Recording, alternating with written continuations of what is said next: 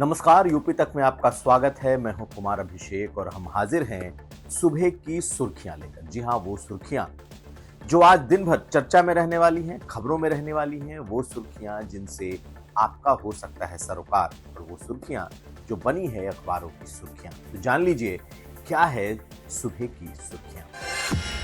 तो आज की सबसे बड़ी और पहली खबर ये कि वो दरिंदा गिरफ्तार हुआ है हाफ एनकाउंटर के बाद, जिसने मुरादाबाद में एक बुर्का नशी औरत के साथ दुराचार करने की कोशिश की। पीछे से आती हुई इस महिला को उसने पकड़ा, अश्लील हरकत की और उसके बाद फरार हुआ। बीती रात उसे पकड़ा गया है और उसका हाफ एनकाउंटर भी हुआ है। क्या है ये पूरी खबर, हम आपको बताएंगे।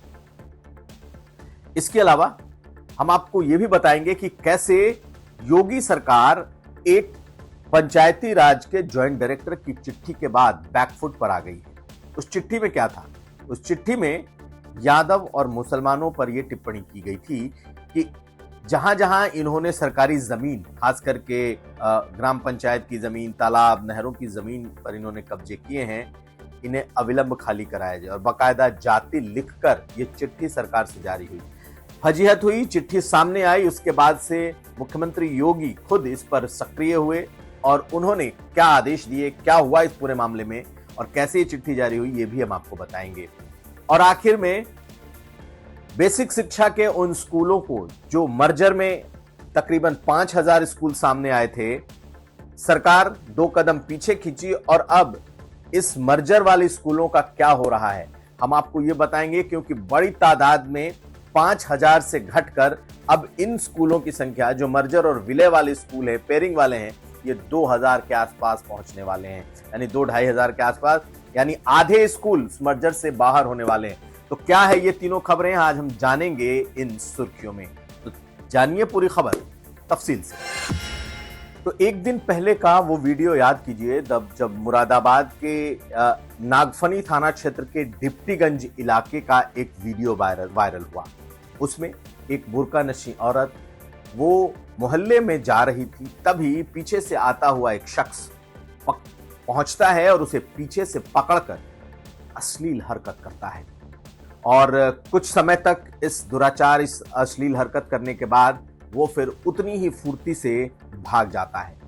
ये पूरा वीडियो सीसीटीवी में कैद हुआ। यही नहीं, उसका चेहरा भी पुलिस ने सीसीटीवी से निकाल लिया और उसके बाद उसकी तलाश शुरू होती है।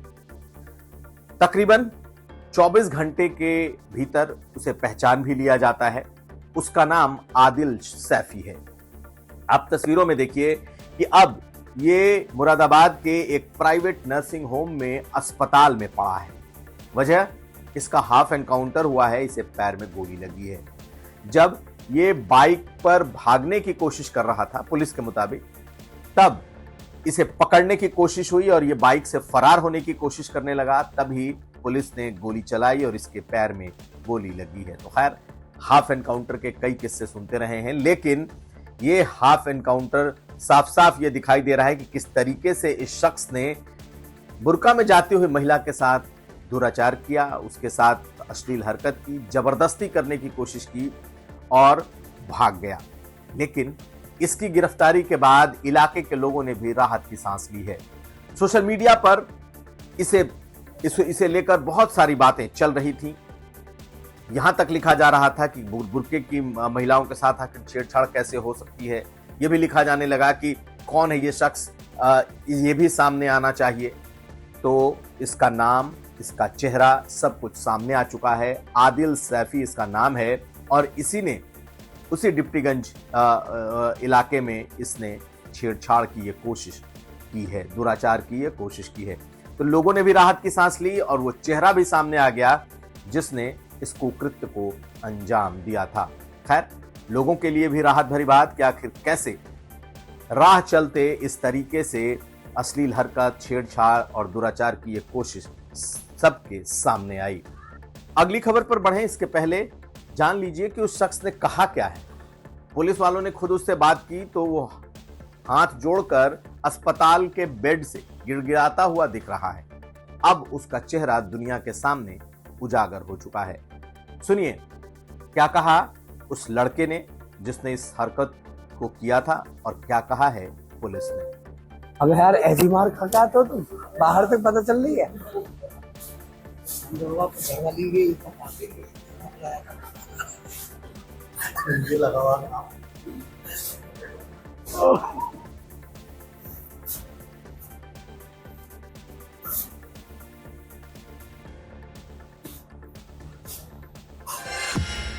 दूसरी बड़ी खबर जो इस वक्त उत्तर प्रदेश में है वो ये कि कैसे पंचायती राज के एक जॉइंट डायरेक्टर रैंक के अधिकारी ने एक आदेश को जाति और धर्म से जोड़ दिया।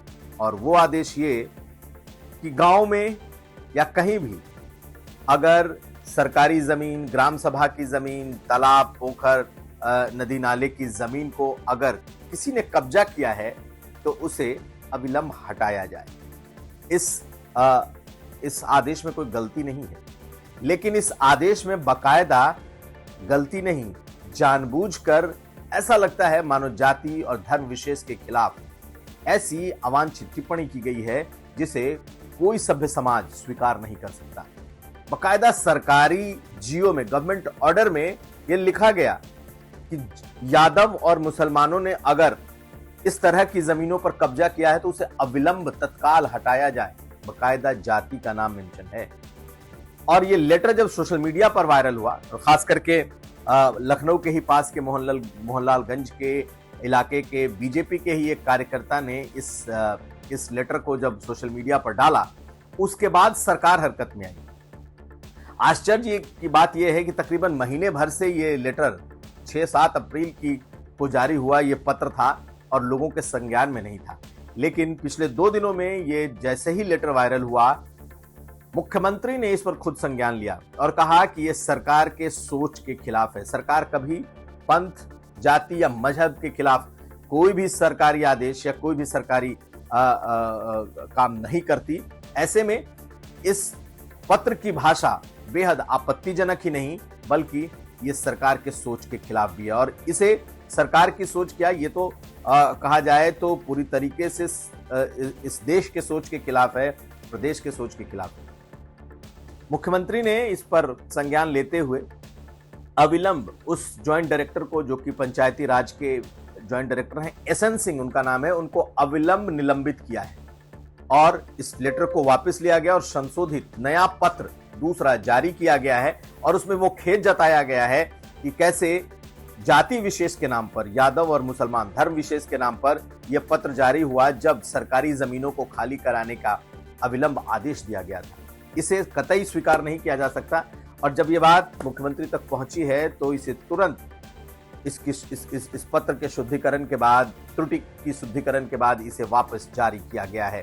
खेद भी जताया गया है, लेकिन समाजवादी पार्टी ने इसे बड़ा मुद्दा बना लिया। इसमें कोई दो राय नहीं। समाजवादी पार्टी के जो बड़े नेता हैं, जो सोशल मीडिया पर लोग हैं, उन्होंने लगातार धड़ाधड़ इस पत्र को वायरल किया। और यह भी माना जा सकता है कि उनके इस पत्र के वायरल किए जाने के बाद सरकार ने इस पर संज्ञान लिया है।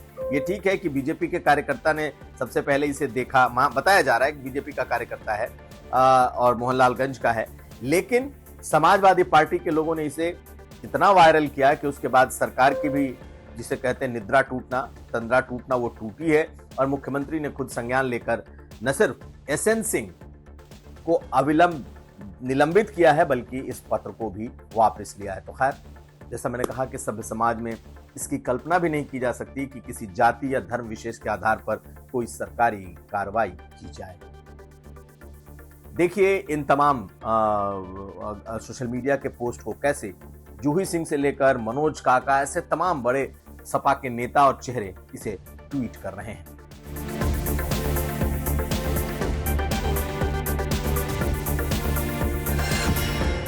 और आपको बताएं कि जो स्कूल मर्जर है उसे लेकर एक बड़ी खबर सामने आ रही है। हालांकि सरकार ने अभी तक वो डेटा सामने नहीं रखा है कि वो कितने स्कूलों को मर्जर से बाहर निकालेगी, लेकिन जो खबरें आ रही हैं वो अब ये साफ दिखा रहा है कि आधे से ज्यादा स्कूल, तकरीबन 5000 ऐसे प्राथमिक विद्यालय हैं, प्राथमिक शिक्षा, बेसिक शिक्षा के स्कूल हैं, 5000 जो कि उस मर्जर में आ रहे थे, जो स्पेयरिंग में आ रहे थे। लेकिन सरकार ने हंगामे के बाद अब इस पर 2 कदम अपने वापस पीछे खींचे और ये कहा कि 1 किलोमीटर से दूर कोई भी स्कूल मर्जर में नहीं होगा। इसके अलावा 50 से ज्यादा 50 जिसकी संख्या होगी जिस स्कूलों में, वो मर्जर नहीं होगा। पुलिया, नदी या फिर अगर कोई जंगल झाड़ क्रॉस करके जाना है तो उसे भी मर्जर में नहीं लिया जाएगा। निश्चित तौर पर विपक्ष का एक बड़ा दबाव काम आया है और सरकार ने अपने कदम वापस खींचे हैं।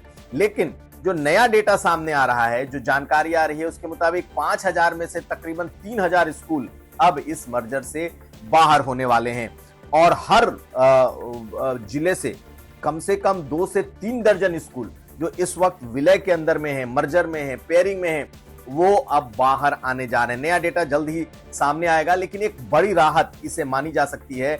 ये एक बड़े राहत के तौर पर सामने, या यूं कहें कि सरकार अपने कदम वापस ले रही है, धीरे धीरे ही सही, चूंकि सरकार का फैसला है, मुख्यमंत्री के स्तर पर लिया गया फैसला है, इसलिए ये एक बारगी फैसला वापस नहीं हो पाया, इसलिए अब ये कदम पीछे खींचने की एक कवायद दिखाई दे रही है। जैसे अंबेडकर नगर के 140, चित्रकूट में 40, गोरखपुर में 31, इतनी संख्या एक आप कह सकते हैं एक मिसाल के तौर पर सामने है। जो स्कूल बाहर आने वाले हैं तो एक बड़ी तादाद बाहर आ रही है, जो कि मर्जर में स्कूल थे प्राथमिक विद्यालय के, और बड़ी राहत कम से कम ग्रामीण अंचल में, ग्रामीण इलाकों में, जो कि दलित, पिछड़े, ओबीसी या गरीब समाज के लोग, वंचित समाज के लोग जिन इलाकों में हैं, जहां पर उनके लिए ये स्कूल बेहद अहम है, कम से कम प्राथमिक शिक्षा के लिए, सरकार अब धीरे धीरे ही सही उसे वापस लेना उसने शुरू कर दिया है। जो जानकारी आ रही है, तकरीबन 5000 में से 3000 के आसपास स्कूल बाहर हो जाएंगे इस मर्जर से, और स्कूलों के बाहर होने के बाद आप मान लीजिए कि धीरे धीरे ये मुद्दा भी सरकार कहीं ना कहीं इसे पॉलिटिकल नहीं बनने देना चाह रही। याद करिए 2024 चुनाव के पहले किस तरीके से 69,000 शिक्षक भर्ती का मामला गरमाया था, चाहे बीजेपी दफ्तर घेरना हो, चाहे डिप्टी सीएम के आवास पर धरना देना हो, मुख्यमंत्री के आवास के बाहर जिस तरीके से छात्रों ने धरना प्रदर्शन किया और उसका इंपैक्ट, उसका असर चुनाव पर पड़ा। स्कूल पेयरिंग, स्कूल मर्जर एक बड़ा मुद्दा बन करके उभरने लगा था। समाजवादी पार्टी ने तो बकायदा पीडीए स्कूल चलाना शुरू कर दिया था। ए से अखिलेश यादव, बी से बाबा साहब भीमराव अंबेडकर, डी से डिंपल यादव, इस तरह की पढ़ाई उन्होंने शुरू करा दी थी। हालांकि सियासी ही था, लेकिन सरकार की कहीं ना कहीं सरकार को इसमें एक साजिश दिखाई देने लगी कि एक बड़ा सियासी मुद्दा सरकार के खिलाफ बन सकता है, 69,000 शिक्षक अभ्यर्थियों की तरह, उनके आंदोलन की तरह। ऐसे में सरकार ने अपने पांव खींचने शुरू किए हैं, और बड़ी खबर यह है कि आने वाले समय में जब इसकी लिस्ट आने वाली है सरकार के नए नियम के बाद की, बहुत सारे स्कूल जो बाहर होंगे, तो आधे से ज्यादा यानी कि 5000 जो लिस्ट है उसमें से तकरीबन 2,500 से 3,000 स्कूल इस मर्जर से बाहर होंगे। तो एक बड़ी राहत है। बचे हुए 2,000 स्कूलों का सरकार क्या करेगी, कैसे करेगी, ये देखना होगा, लेकिन ये कहीं सियासी न मुद्दा बन जाए, ये सरकार के लिए गंभीर चिंता का विषय है। सरकार का दावा है कि वो चाहती थी कि गुणवत्ता शिक्षा के सुधरे, बेसिक स्तर पर, बेसिक शिक्षा के स्तर पर बच्चों को बढ़िया भोजन और फिर गुणवत्ता वाले की शिक्षा मिले। अब ऐसे में देखना यह है कि क्या इसके बाद आने वाले वक्त में ये होता है या नहीं। लेकिन बड़ी राहत जरूर कि बड़े नंबर के स्कूल, बड़ी तादाद में स्कूल इससे बाहर होने जा रहे हैं।